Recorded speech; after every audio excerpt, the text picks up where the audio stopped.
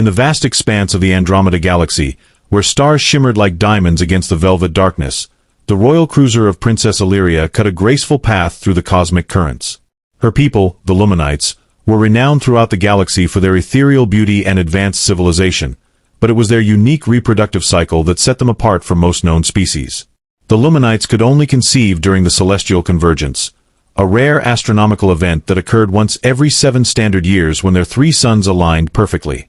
Illyria stood at the observation deck of her ship, her iridescent skin catching the light of distant stars in mesmerizing patterns. She had been raised on tales of human beings, those peculiar creatures from the Milky Way who possessed such primitive yet fascinating traits. As a xenobiologist and member of the royal family, she had dedicated her life to understanding different species, but humans remained her greatest mystery. Their ability to reproduce year-round defied everything she understood about biological efficiency and resource management.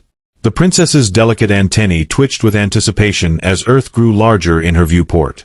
Her research vessel would soon enter orbit around this blue-green planet, home to billions of these enigmatic humans. The Council had deemed her mission crucial, to verify the truth behind humanity's purported continuous breeding capabilities and assess whether their population growth posed any threat to galactic stability. As her ship descended through Earth's atmosphere, Illyria couldn't help but marvel at the planet's vibrant ecosystems. Unlike her homeworld's carefully controlled environments, Earth seemed to pulse with unbridled life. The thought of humans reproducing without regard to celestial cycles filled her with both scientific curiosity and cultural disdain. How could they be so wasteful with their resources? So careless with their genetic legacy? Her arrival coordinates placed her vessel in what the humans called New York City, a sprawling metropolis that never slept. Through her holographic translator, Illyria learned that humans here lived in vertical structures that pierced the sky, their lives intertwined in complex social patterns that seemed almost chaotic compared to the regimented harmony of Luminite society. She activated her cloaking device, ensuring her presence remained undetected while she conducted her initial observations. The princess materialized in Central Park, her form shimmering between visibility and invisibility as she calibrated her environmental sensors. Humans moved about their daily lives, seemingly oblivious to the alien presence in their midst. Children played among the trees, couples strolled hand in hand, and families picnicked on the grass, all evidence of humanity's constant reproductive output. Illyria's sensitive hearing picked up snippets of conversation, each one revealing more about human reproduction habits than any of her textbooks ever had. She followed a group of young mothers pushing strollers along a winding path, her bioscanner analyzing their hormonal levels and genetic markers. The data confirmed what she'd read but still found difficult to comprehend. These women could potentially become pregnant at any time, regardless of seasonal or astronomical conditions. A nearby playground caught her attention, where children of various ages played together, their laughter ringing out like music. Illyria's own childhood memories surfaced. Memories of being born alongside thousands of others during the last celestial convergence, all sharing the same developmental timeline. The contrast between human and Luminite society became starkly apparent as she observed a teenage boy helping his younger sister climb a jungle gym. In her culture, such age differences within a single family unit were practically unheard of. Each generation emerged fully synchronized, progressing through life stages together in perfect harmony. Yet here, humans embraced asynchronous development, creating families that spanned multiple generations simultaneously. Her observations took a dramatic turn when she witnessed a hospital scene through her long-range sensors. A woman in labor, her face contorted with pain yet radiant with determination, surrounded by medical professionals and family members. The raw emotion in the room affected Illyria deeply. Fear, hope, love, and anticipation all mingling in a powerful display of human connection. This was so different from the clinical precision of Luminite birthing chambers, where conception and delivery occurred in carefully orchestrated waves during the convergence. As night fell over the city, Illyria found herself drawn to a maternity ward window. Neonatal units housed babies born mere hours apart, their tiny bodies glowing under warming lights. The realization struck her with unexpected force. These infants represented not just new life, but the culmination of countless individual choices made throughout the year. Each birth was a testament to human adaptability and resilience, challenging everything she'd been taught about the supposed inefficiency of year-round reproduction. The princess's contemplation was interrupted by an elderly human couple walking past, their hands intertwined. Something about their shared glance, a mixture of sorrow and enduring affection, resonated deeply with her. For the first time, she began to question whether the Luminite approach to reproduction, so celebrated in her culture, might be missing something fundamental about the human experience. As dawn broke over Manhattan, Illyria continued her observations from a rooftop vantage point. Her instruments detected something unusual, a pattern in human behavior that contradicted her initial assumptions. While it was true that humans could technically reproduce year-round, their actual conception rates showed distinct seasonal variations. Spring and summer months saw significantly higher birth rates, while winter months experienced a noticeable decline. This discovery challenged her fundamental understanding of human biology and societal organization. Her confusion deepened as she observed various human rituals surrounding conception and childbirth. Marriage ceremonies, baby showers, and coming-of-age celebrations revealed a sophisticated system of social controls that influenced reproductive decisions. Religious beliefs, economic factors, and cultural traditions all played crucial roles in determining when humans chose to have children. The notion that human reproduction was entirely unrestricted proved to be a gross oversimplification. The princess's sensors picked up on another fascinating aspect of human reproduction: the concept of emotional readiness. Unlike Luminites, who approached conception as a purely biological imperative during the celestial convergence, humans seem to require a complex alignment of emotional, financial, and social factors before committing to parenthood. This revelation forced Illyria to reconsider her previous judgment of human reproductive practices as chaotic or inefficient. Her observations extended to human medical facilities, where she discovered advanced technologies supporting fertility treatments and prenatal care. The dedication of human scientists and medical professionals to overcoming reproductive challenges impressed her. They had developed methods to assist those struggling with infertility, to prevent genetic disorders, and to ensure healthy pregnancies even under challenging circumstances. This level of medical intervention contrasted sharply with the natural rhythms of Luminite reproduction. As she monitored human communication networks, Illyria encountered numerous discussions about family planning, contraception, and reproductive rights.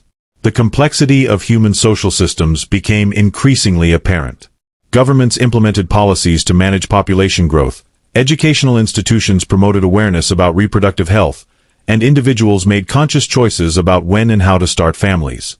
Far from being a free-for-all, human reproduction operated within a sophisticated web of biological, social, and technological influences. The princess's perspective shifted further as she observed humans adapting their reproductive behaviors to changing environmental conditions. Climate change, urbanization, and economic fluctuations all impacted birth rates and family planning decisions. This adaptive capacity demonstrated a level of environmental awareness that Illyria found both admirable and perplexing. It suggested that human reproduction wasn't merely a biological function, but a dynamic process responding to myriad external pressures. Her analysis revealed another crucial factor: the role of emotional bonds in human reproduction. Unlike Luminites, who formed temporary partnerships solely for the purpose of conception during the celestial convergence, humans often established long-term relationships before deciding to have children. Love, trust, and emotional compatibility appear to be essential components of their reproductive decision-making process. This emphasis on emotional connections challenged Illyria's preconceived notions about the efficiency of purely biological mating cycles. The depth of human commitment to their offspring became particularly evident during her observation of parenting practices. Humans invested extraordinary amounts of time, energy, and resources into raising their children, often sacrificing personal interests and career opportunities. This level of parental investment seemed wasteful from a Luminite perspective, yet it produced remarkably resilient and adaptable individuals capable of thriving in diverse environments. As days turned into weeks, Illyria's growing discomfort with her cultural assumptions reached a breaking point. She found herself questioning the very foundations of Luminite society's reproductive practices. The supposedly superior efficiency of their synchronized breeding cycles now appeared to lack the rich emotional and social dimensions she observed in human families. The thought of returning to her homeworld and facing the rigid expectations of her people filled her with anxiety. One particular encounter crystallized her internal conflict. Through her sensors, she observed a young human mother comforting her crying infant in the middle of the night. The woman's exhaustion was evident, yet her touch conveyed infinite patience and love. This simple act of maternal devotion triggered memories of her own upbringing, memories of being one among thousands, cared for by automated systems rather than loving parents. For the first time, Illyria felt a pang of loss for something she'd never known existed. The princess's distress deepened when she realized how deeply ingrained her prejudices ran. Every textbook she'd studied, every lecture she'd attended, had portrayed human reproduction as biologically unsound and socially irresponsible. Yet her first-hand observations told a different story, one of remarkable adaptability, profound emotional connections, and sophisticated social mechanisms regulating population growth. The cognitive dissonance threatened to overwhelm her. Her position as a member of the royal family added another layer of complexity to her dilemma. Upon her return, she would be expected to present her findings to the High Council and possibly influence policy regarding human-Luminite relations. How could she reconcile her new understanding with centuries of established wisdom? The potential consequences of challenging the status quo loomed large in her mind. Political backlash, social unrest, perhaps even threats to her standing within the royal family. During a particularly sleepless night, Illyria wandered through the city's streets, her cloaking device keeping her hidden from curious eyes. She watched as humans went about their lives, some heading to work, others returning home, many accompanied by children of various ages. The diversity of family structures and child-rearing practices she observed spoke volumes about human adaptability. Single parents, blended families, adoptive parents, foster caregivers. Each configuration represented a solution to unique circumstances, demonstrating remarkable flexibility compared to the rigid structure of Luminite society. The weight of her responsibility pressed heavily upon her shoulders. If she reported her findings honestly, she risked undermining centuries of Luminite cultural identity. Yet if she conformed to expectations and presented a biased report, she would be betraying everything she now understood about human reproduction and family dynamics. The ethical implications of either choice kept her awake, her thoughts racing through possible scenarios and their consequences. To complicate matters further, she began experiencing strange physiological responses. Her normally precise biorhythms fluctuated unpredictably, and her usually calm demeanor gave way to emotional volatility. These changes frightened her, as they suggested that her exposure to human culture was affecting her on a fundamental biological level. Was she becoming too human in her thinking? Were her own reproductive instincts awakening in response to witnessing such diverse expressions of parenthood and family bonds? The princess's turmoil reached its peak during a chance encounter with a human astronomer studying star charts in a university observatory. Through her enhanced hearing, she listened as the scientist explained the concept of gravitational waves to a group of students. The passion in his voice, the way his eyes sparkled with wonder at the mysteries of the universe, it reminded her of her own early fascination with xenobiology. For a moment, she forgot her royal status and imagined what it might be like to engage in such open, enthusiastic exchange of ideas. This fleeting connection triggered a cascade of realizations about her own society. The Luminites' rigid adherence to tradition, their careful control of information, their insistence on maintaining cultural purity, these aspects suddenly seemed less like strengths and more like limitations. The human capacity for adaptation, their willingness to embrace uncertainty and change, their celebration of individuality within community structures. These qualities began to appear not as flaws, but as evolutionary advantages. Yet embracing this new perspective came at a cost. Illyria felt the fabric of her identity unraveling, thread by precious thread. The certainty that had defined her existence was giving way to questions she wasn't sure she wanted answered. What did it mean to be truly efficient in reproduction? Could emotional bonds enhance genetic diversity? Was there value in allowing nature to take its course, even if it meant accepting imperfection and unpredictability? As she prepared to leave Earth, having gathered more data than she could process, Illyria faced a monumental decision. Her reports would shape intergalactic relations for generations to come. The humans she had observed weren't just subjects of study anymore. They had become mirrors reflecting back truths about her own species that she hadn't been ready to see. The challenge now lay in finding a way to bridge these two vastly different approaches to life, reproduction, and cultural evolution, a task that seemed as daunting as it was necessary. Illyria's departure from Earth loomed closer with each passing day, yet she found herself drawn deeper into the human experience. She had begun to understand that their reproductive patterns weren't merely biological facts but were woven into the very fabric of their social and emotional lives.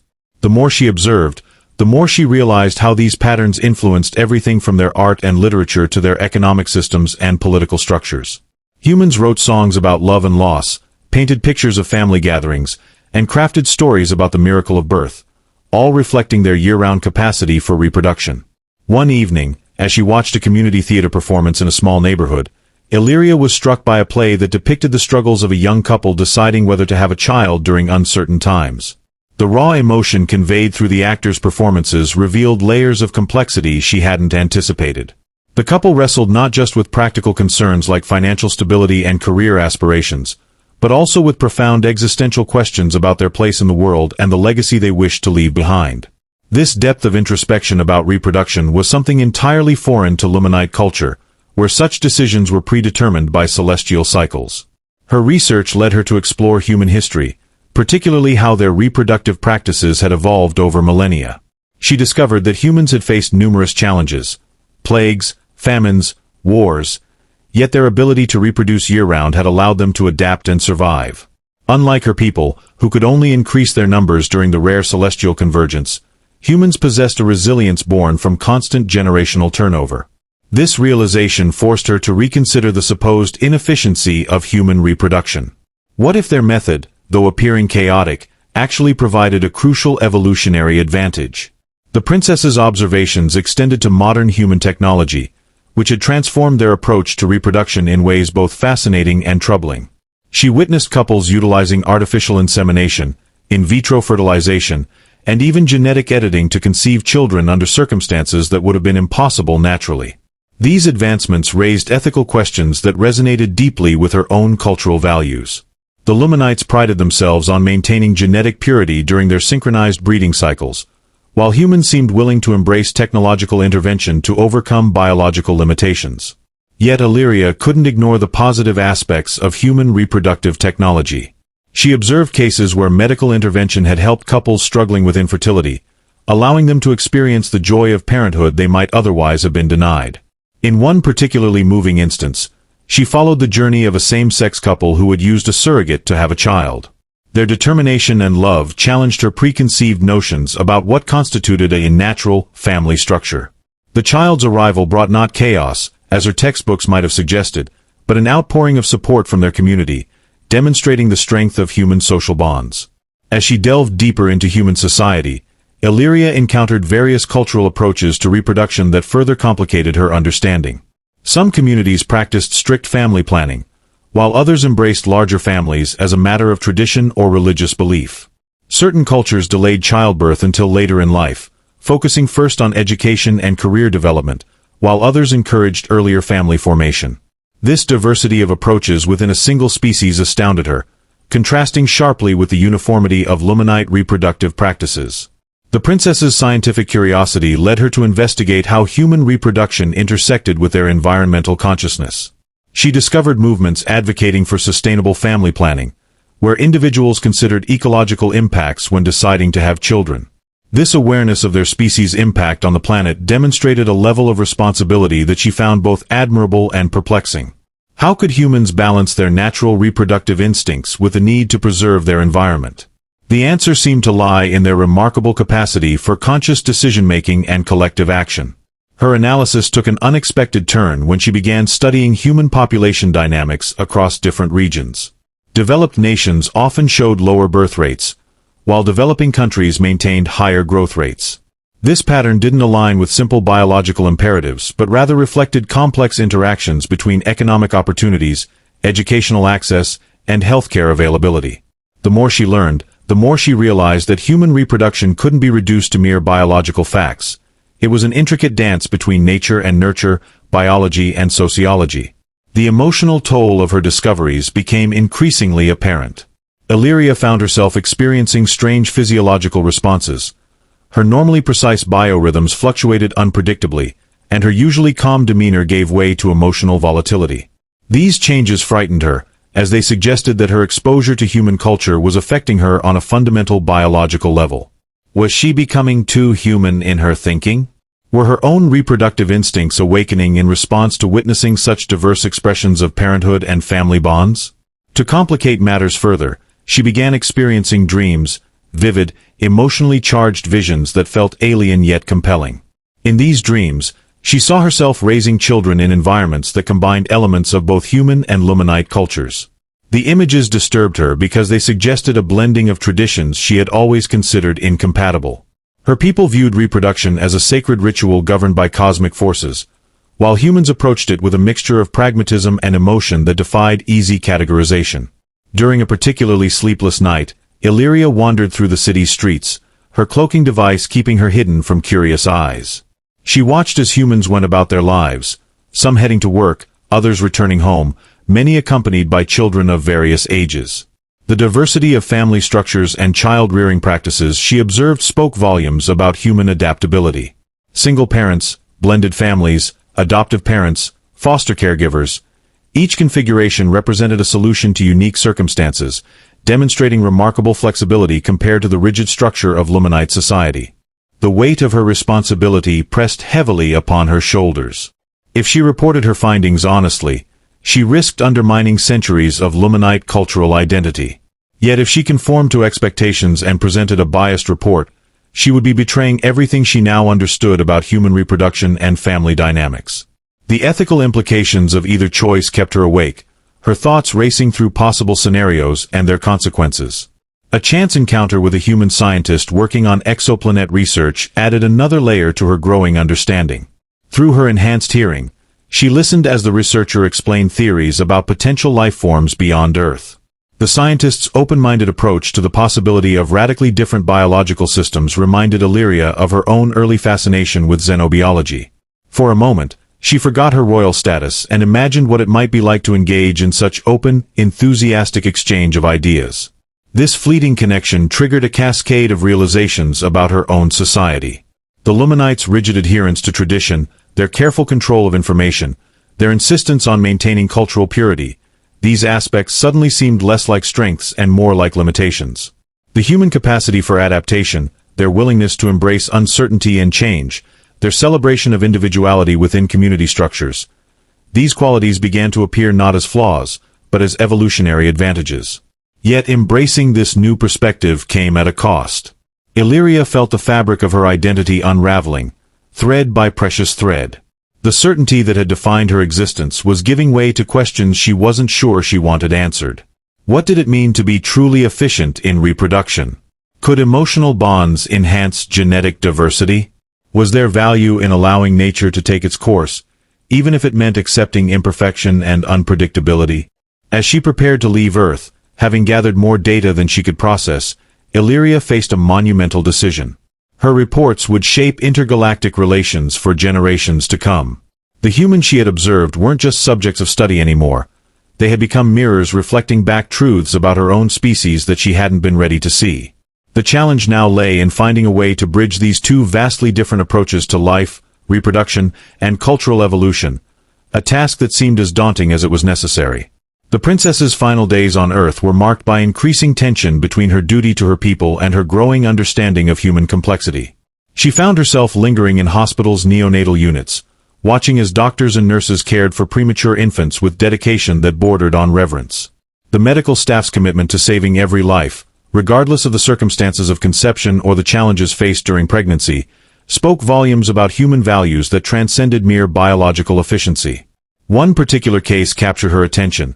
A set of conjoined twins whose parents had refused termination despite the risks involved. The family's unwavering support for their children, coupled with the medical team's innovative approach to treatment, demonstrated a level of compassion and perseverance that challenged her preconceptions about resource allocation in reproduction. In Luminite society, such pregnancies would never have occurred, as their controlled breeding cycles eliminated most complications before conception. Yet here was evidence that human adaptability extended even to overcoming seemingly insurmountable biological challenges. Her sensors detected similar patterns of dedication in adoption centers and foster care facilities. Humans who couldn't bear children biologically found other ways to build families, creating bonds that were no less meaningful than blood relationships. The emotional investment these individuals made in children not genetically their own suggested that human reproduction encompassed far more than mere biological reproduction. It was about nurturing, caring, and extending love across arbitrary boundaries. The complexity deepened when she observed how human reproduction intersected with their concepts of identity and belonging. Transgender individuals pursuing parenthood, single people choosing to have children through various means, older adults becoming parents later in life. Each scenario challenged traditional notions of family structures. Yet rather than causing societal breakdown, as her textbooks had suggested would happen without controlled breeding cycles, these diverse arrangements seemed to strengthen human communities through increased empathy and understanding. As her departure drew nearer, Illyria found herself increasingly drawn to human celebrations of life. Birthday parties, coming-of-age ceremonies, wedding anniversaries. Each event celebrated milestones in human development that were staggered throughout the year, rather than occurring in synchronized waves as they did in Luminite society. The diversity of these celebrations reflected the asynchronous nature of human reproduction, yet they created a rich tapestry of shared experiences that bound communities together. Her observations extended to human responses to reproductive challenges. When faced with infertility, miscarriage, or the loss of a child, humans demonstrated remarkable resilience. Support groups formed spontaneously, friends and family rallied around those in need, and communities came together to help individuals heal. This collective response to reproductive difficulties highlighted another advantage of year-round breeding. The constant presence of peers going through similar experiences provided a natural support network that spanned generations. The princess's understanding of human reproduction reached new depths when she studied their artistic expressions related to fertility and childbirth. Paintings, sculptures, music, and literature explored themes of creation and procreation with an intensity that suggested these topics occupied a central place in human consciousness. Unlike Luminite art, which celebrated the celestial convergence as a purely biological phenomenon, human creative works infused reproduction with deep emotional and spiritual significance. Her final revelation came during an unexpected encounter with a group of human space explorers preparing for a mission to Mars. As she observed their training exercises, she noticed several crew members who were either pregnant or had recently become parents. Their determination to continue humanity's expansion into space, even while managing the demands of reproduction, demonstrated a level of ambition and adaptability that left her breathless. These humans weren't waiting for optimal conditions or celestial alignments. They were forging ahead, creating new possibilities for their species despite the challenges. The weight of these observations settled heavily upon Illyria as she prepared her vessel for departure. She realized that her initial shock at discovering human year-round breeding had stemmed not from scientific superiority but from cultural arrogance. The Luminites had mistaken their controlled reproductive cycles for evolutionary perfection, failing to recognize that human adaptability offered its own form of biological sophistication. The question now burning in her mind was whether her people were ready to hear this truth, and whether she had the courage to deliver it. Through her observation window, Illyria watched as stars streaked past, each one representing potential worlds with their own unique approaches to reproduction and survival. The diversity she had witnessed on Earth was just one example of how life could adapt and thrive under different circumstances.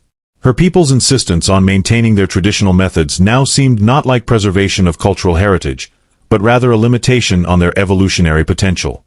The question remained, how could she convince her fellow Luminites to embrace this broader perspective without threatening their sense of self? As her ship entered the final approach to her homeworld, Illyria activated her communication array, preparing to send preliminary reports to the Council. Her fingers hovered above the controls, hesitation gripping her like a physical force. The word she chose now would determine not just her future, but potentially the future of her entire species. Should she present her findings as a confirmation of Luminite superiority, carefully omitting the most challenging aspects of human reproduction? Or should she risk everything by sharing the full truth, knowing it might spark controversy and resistance? The princess's internal struggle intensified as she recalled the faces of the humans she had observed. The exhausted mother comforting her newborn, the elderly couple walking hand in hand, the scientist dreaming of distant stars, the space explorers preparing for Mars. Each image represented a facet of human experience that defied simple categorization.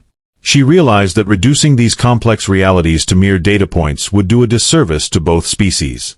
Yet presenting the full scope of her discoveries without proper context could lead to misunderstanding and conflict. Her ship's automated systems began the docking sequence, and Illyria knew she had reached the point of no return. The High Council awaited her report, and with it, the fate of Luminite-human relations hung in the balance. As she prepared to disembark, she made a decision that would alter the course of galactic history. Instead of delivering a conventional scientific report, she would share her personal journey of discovery, framing her findings not as a threat to Luminite identity but as an opportunity for growth and understanding. The airlock hissed open, and Illyria stepped onto the gleaming surface of her homeworld, her heart pounding with a mixture of fear and determination. The familiar iridescence of her people's skin caught the light of their triple suns, creating patterns that once symbolized perfect harmony to her. Now, she saw them differently, beautiful, yes, but perhaps too rigid, too predictable. The challenge ahead was monumental, but as she walked toward the council chambers, she carried with her not just data and observations, but a vision of what could be. Two species, each with their own approach to life and reproduction, stood on the brink of mutual understanding, if only they could find the courage to embrace change.